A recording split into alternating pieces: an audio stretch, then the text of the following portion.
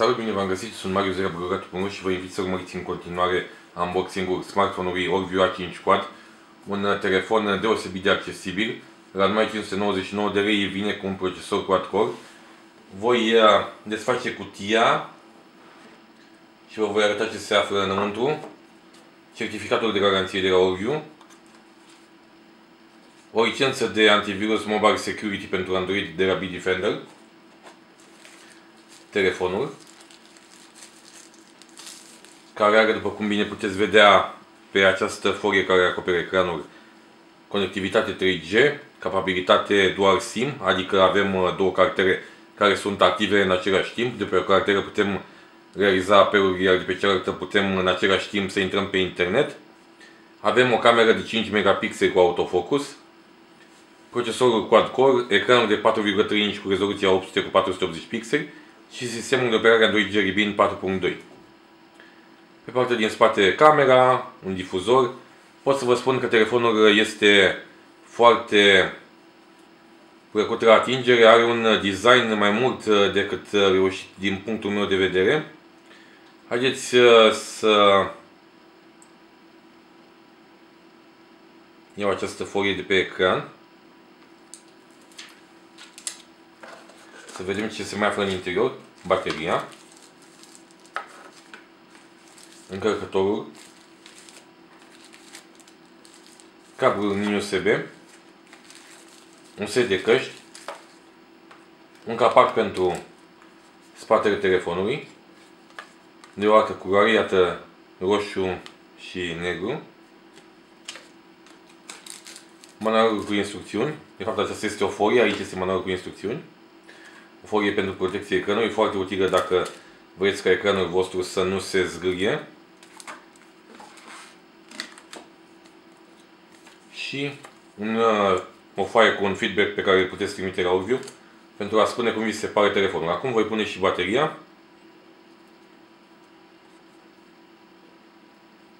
Imediat să descoper pe unde se scoate carcasa.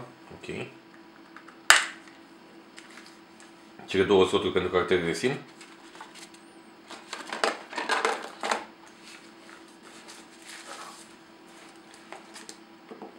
Slotul pentru cardul microSD.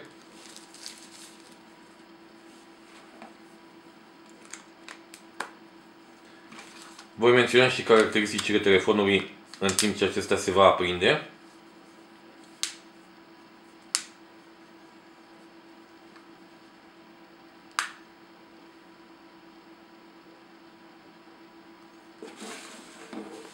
Smartphone-ul are o greutate de 153 de grame. Dimensiunile 12,9 mm în înălțime, 68 mm în lățime și 10,9 mm grosime.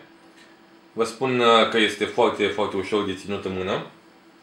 Procesorul este un Cortex A7 tractat la 1,3 GHz de tip quad-core. Avem și un GPU Mali 400 MP. Memoria internă este de 4 GB, poate fi expandabilă cu încă 32 GB prin intermediul unui card microSD.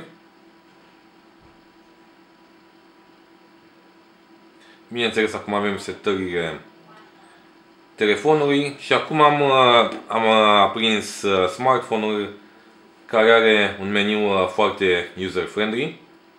Voi realiza un review elaborat al telefonului după 4-5 zile de teste.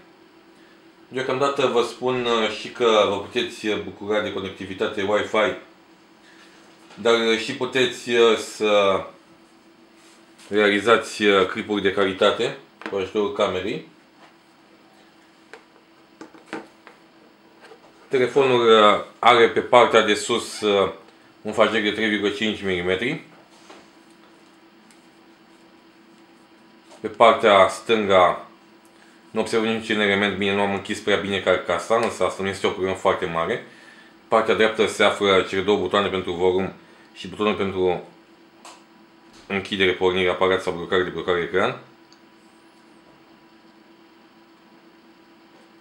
Are câteva aplicații preinstalate. Lanternă, vremea, stunner, antivirusul Bitdefender. Puteți folosi și economizorul bateriei pentru a...